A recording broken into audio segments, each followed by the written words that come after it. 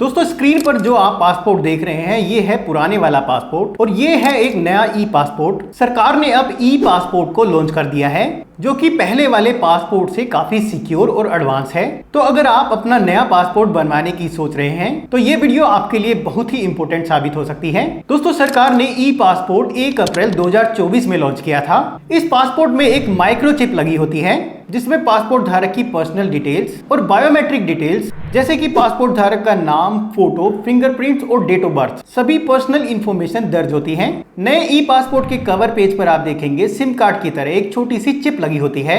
इससे पासपोर्ट में किसी भी तरह की छेड़छाड़ करना या फिर नकली पासपोर्ट बनाना बहुत ही मुश्किल है। इसके अलावा भी इसमें और भी बहुत सारे फीचर्स हैं। तो अगर आप भी एक नया पासपोर्ट बनवाने की सोच रहे हैं और ई पासपोर्ट बनवाना चाहते हैं तो आज की ये वीडियो आपके लिए बहुत ही इंपॉर्टेंट है, क्योंकि आज की इस वीडियो में मैं आपको ई पासपोर्ट ऑनलाइन अप्लाई करने का एकदम लेटेस्ट तरीका बताने वाला हूं।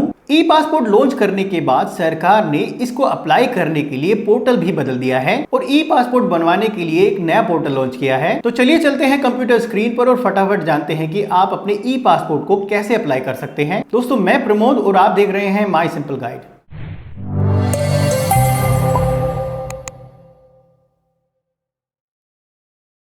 तो पासपोर्ट अप्लाई करने के लिए आपको सबसे पहले पासपोर्ट सेवा की वेबसाइट ओपन करनी है। वेबसाइट का डायरेक्ट लिंक मैं आपको नीचे वीडियो के डिस्क्रिप्शन में डाल दूंगा, जहां से आप आसानी से क्लिक करके डायरेक्ट वेबसाइट पर पहुंच सकते हैं।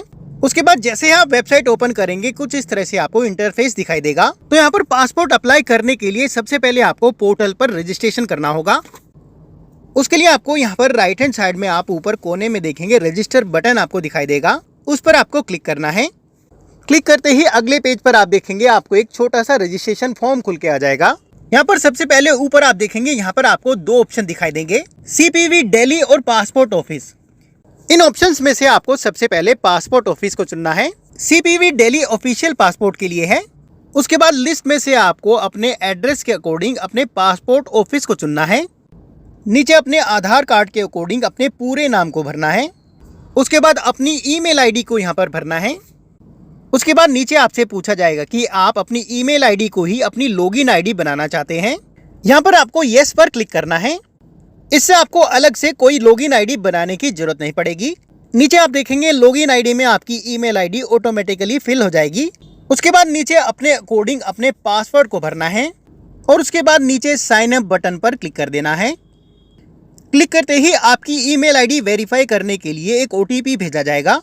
ईमेल आईडी पर मिले OTP को आपको यहाँ पर भरना है और उसके बाद नीचे कंप्लीट साइन अप पर क्लिक कर देना है। जैसे आप क्लिक करेंगे पोर्टल पर आपका रजिस्ट्रेशन कंप्लीट हो जाएगा। उसके बाद लॉगिन करने के लिए नीचे बैक टू लॉगिन पर क्लिक करना है। उसके बाद लॉगिन आईडी में जो ईमेल आईडी आपने भरी थी उसी ईमेल आईडी को यहाँ पर भरना है और नीचे कंटिन्यू पर क्लिक करना है। उसके बाद आप नीचे देखेंगे आप अपने पासवर्ड की सहायता से या फिर OTP की सहायता से यहाँ पर लॉगिन कर सकते हैं। एग्जाम्पल के लिए यहाँ पर मैंने OTP का ऑप्शन सेलेक्ट कर लिया है। उसके बाद नीचे गेट OTP पर क्लिक करना है। क्लिक करते ही OTP आपको ईमेल कर दिया जाएगा। उसके बाद ईमेल पर मिले OTP को यहाँ पर आपको भरना है और नीचे साइन इन पर क्लिक कर देना है। जैसे ही आप लॉगिन करेंगे कुछ इस तरह से आपको डैशबोर्ड दिखाई देगा। यहाँ पर डैशबोर्ड पर ही आप देखेंगे आपको बहुत सारे ऑप्शंस दिखाई देंगे। तो यहाँ पर नए पासपोर्ट अप्लाई करने के लिए पहले option apply for fresh passport री इश्यू ऑफ पासपोर्ट पर क्लिक करना है। अगले पेज पर स्किप फॉर नाउ पर क्लिक करना है। उसके बाद पासपोर्ट ऑफिस आपका ऑटोमेटिकली यहाँ पर सिलेक्टेड होगा। उसके बाद नेक्स्ट पर क्लिक करना है। अगले पेज पर अप्लाई फॉर में फ्रेश पासपोर्ट को चुनना है।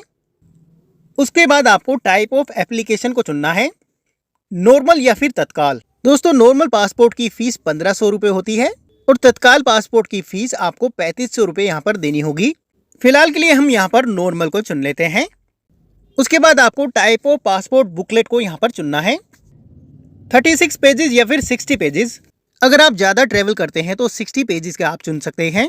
मैंने यहाँ पर 36 पेजेस को चुन लिया है। उसके बाद सेव एंड नेक्स्ट बटन पर क्लिक करना है। उसके बाद अगले पेज पर एप्लीकेंट की कुछ डिटेल्स आपको भरनी है, जैसे कि आपका नाम, सरनेम, नीचे अपने जेंडर को चुनना है। उसके बाद नीचे आपसे कुछ सवाल पूछे जाएंगे, उनका जवाब देना है। जैसे कि अगर आप किसी और नाम से भी जाने जाते हैं तो यहाँ पर यस को चुनना है, अदरवाइज नो को चुनना है। उसके बाद अगर आपने अपना नाम कभी चेंज किया है तो यहाँ पर यस को चुनना है, अदरवाइज यहाँ पर नो को चुनना है। उसके बाद अपनी डेट ऑफ बर्थ को यहाँ पर चुनना है। नीचे अपने प्लेस ऑफ बर्थ को भरना है। उसके बाद मैरिटल स्टेटस को चुनना है। उसके बाद आपसे पूछा जाएगा कि क्या आप इंडिया के बाहर पैदा हुए हैं, तो यहाँ पर नो को चुनना है। नीचे अपने स्टेट और डिस्ट्रिक्ट को चुनना है। नीचे सिटीजनशिप ऑफ इंडिया बाय में बर्थ को चुनना है। नीचे अपने पैन और वोटर आईडी की डिटेल्स को भरना है। ये डिटेल्स ऑप्शनल होती हैं। उसके बाद नीचे एम्प्लॉयमेंट टाइप को चुनना है, यानी कि आप प्राइवेट जॉब करते हैं या फिर स्टूडेंट हैं। यहाँ पर नेचर ऑफ एम्प्लॉयमेंट को चुन लेना है। उसके बाद आपसे पूछा जाएगा कि आपके पेरेंट्स गवर्नमेंट सर्वेंट के अंदर हैं या नहीं, तो हमारे केस में ये नो है। नीचे अपनी एजुकेशनल क्वालिफिकेशन को आपको चुनना है।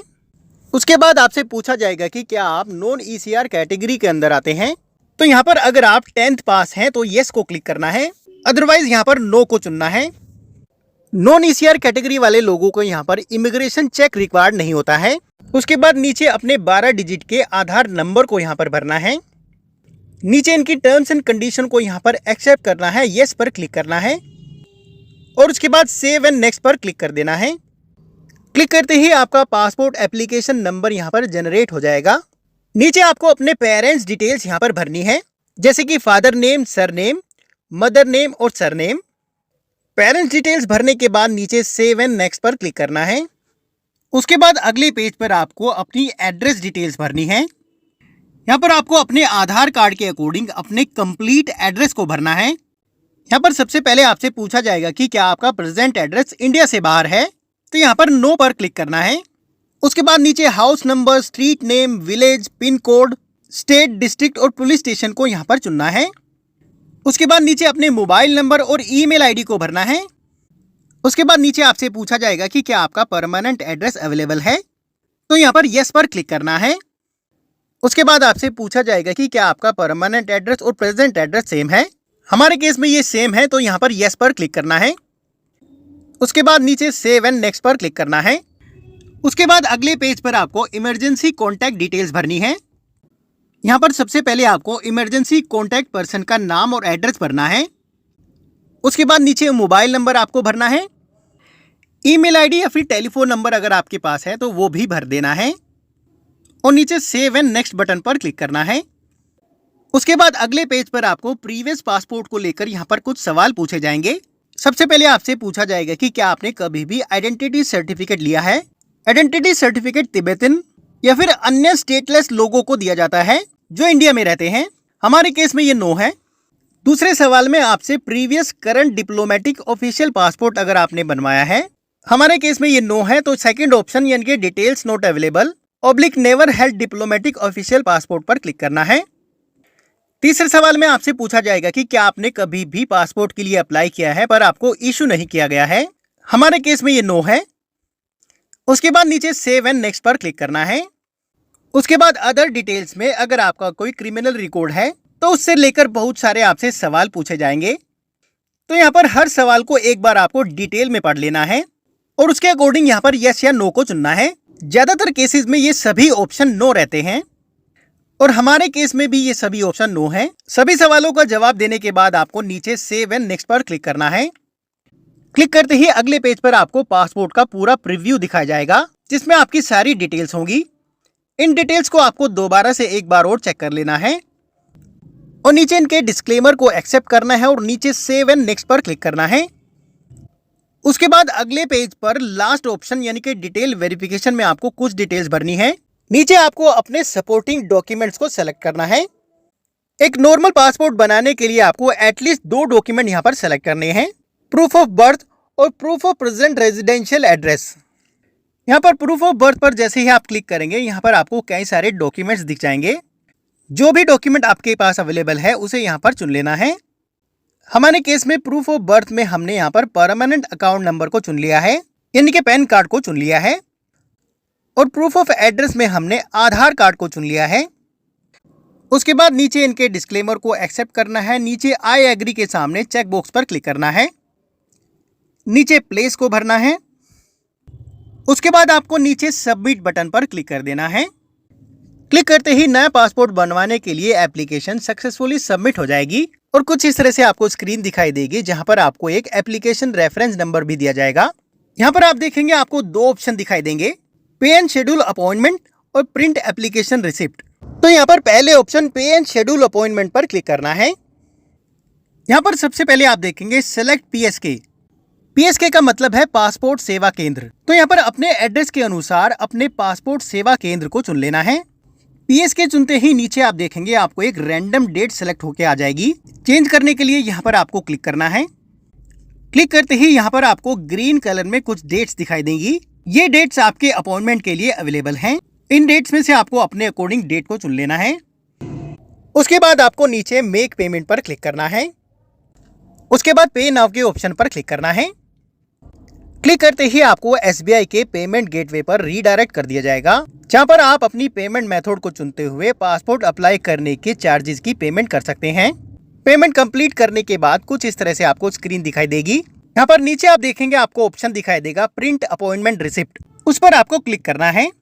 क्लिक करते ही एप्लीकेशन रिसिप्ट आपके सामने खुल के आ जाएगी, जिसमें आपके अपॉइंटमेंट की सारी डिटेल्स होंगी, जैसे कि पासपोर्ट सेवा केंद्र का एड्रेस, अपॉइंटमेंट की डेट और टाइम। दोस्तों, अपॉइंटमेंट रिसिप्ट पर जो डेट और टाइम आपको दिया जाता है, उस डेट और टाइम के अकॉर्डिंग आपको अपने पासपोर्ट सेवा केंद्र या फिर जिस भी पासपोर्ट ऑफिस को आपने अपॉइंटमेंट बुक करते समय सेलेक्ट किया है, वहां पर अपने ओरिजिनल सपोर्टिंग डॉक्यूमेंट्स के साथ पहुंच जाना है। यानी कि पासपोर्ट ऑफिस में आपको जो डॉक्यूमेंट्स ले जाने हैं उसमें प्रिंट रिसिप्ट और जो डॉक्यूमेंट्स आपने अप्लाई करते समय सेलेक्ट किए हैं, उन सभी डॉक्यूमेंट्स की ओरिजिनल कॉपी आपको साथ में लेकर जानी है। पासपोर्ट ऑफिस में आपका एप्लीकेशन और आपके ओरिजिनल डॉक्यूमेंट्स वेरीफाई किए जाएंगे। आपका फोटो, बायोमेट्रिक और सिग्नेचर भी स्कैन किए जाएंगे। उसके बाद कुछ ही दिनों में आपके दिए हुए एड्रेस पर पुलिस वेरिफिकेशन के बाद आपका पासपोर्ट स्पीड पोस्ट के जरिए आपके दिए हुए एड्रेस पर भेज दिया जाएगा। तो दोस्तों, इस तरीके से आप बड़ी आसानी से ऑनलाइन अपने पासपोर्ट के लिए अप्लाई कर सकते हैं और एक नया ई पासपोर्ट अपने घर मंगा सकते हैं। वीडियो अगर पसंद आई है तो प्लीज लाइक कर देना और अपने दोस्तों को जरूर भेज देना। अभी के लिए धन्यवाद। अगली वीडियो के साथ फिर से मिलेंगे। All the best.